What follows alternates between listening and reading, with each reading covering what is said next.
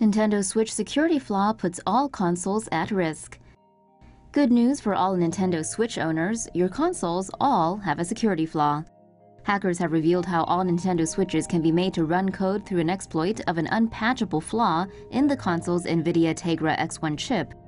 According to TechCrunch, the exploit is known as Fuzzy Julie and is talked about by developer Catherine Temkim from Reswitched. It makes use of a vulnerability at the silicon level of the Tegra X1 chip's USB recovery mode. The security flaw could allow for unwanted data to be exfiltrated, leading to Switch game piracy. The problem is the flaw is unpatchable, as the issue is with the hardware on the Tegra X1 chips.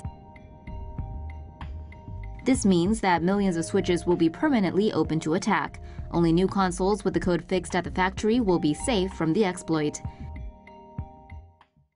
Games. Your plumber is not in this castle. Everyone's favorite plumber, Super Mario, is no longer a plumber, and hasn't been for a while, according to Nintendo. Gaming website Kotaku reported the news earlier this week after happening on the Japanese description of his Nintendo profile page. But despite this, it looks like at least he's keeping the uniform.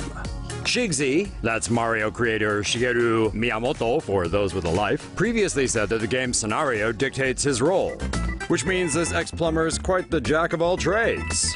The overweight fictional Italian has also been a carpenter, a doctor, soccer player, go-kart driver. Oh, and he has a penchant for eating mushrooms, magical plants, and flashing stars.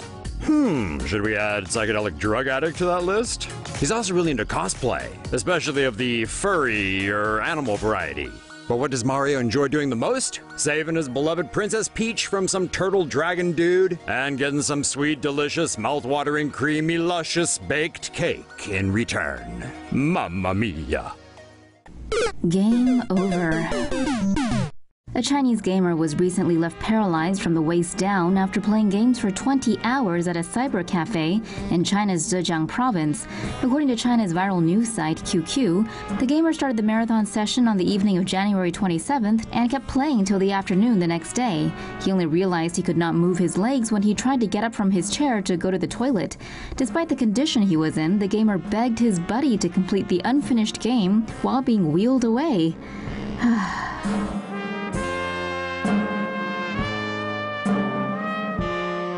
In a report conducted by South China Morning Post, China currently has about 565 million gamers, and in 2008, the country officially declared internet addiction a clinical disorder, which could result in addicts being confined to video game boot camps until they don't want to play anymore.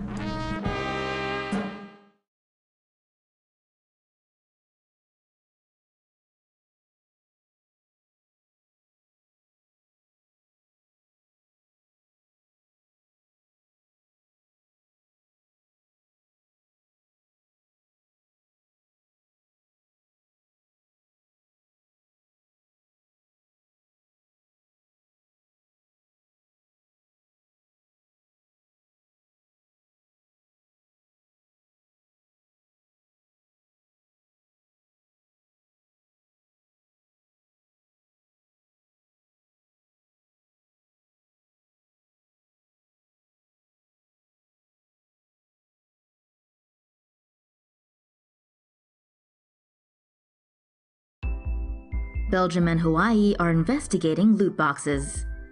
Are video game loot boxes exposing minors to gambling? That's the answer authorities are seeking in Belgium and Hawaii. Loot boxes are virtual containers earned or purchased while playing a video game.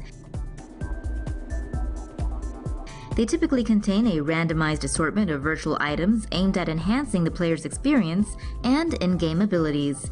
Because of the elements of chance and money involved, Belgian and Hawaiian authorities are investigating whether the practice exposes minors to gambling.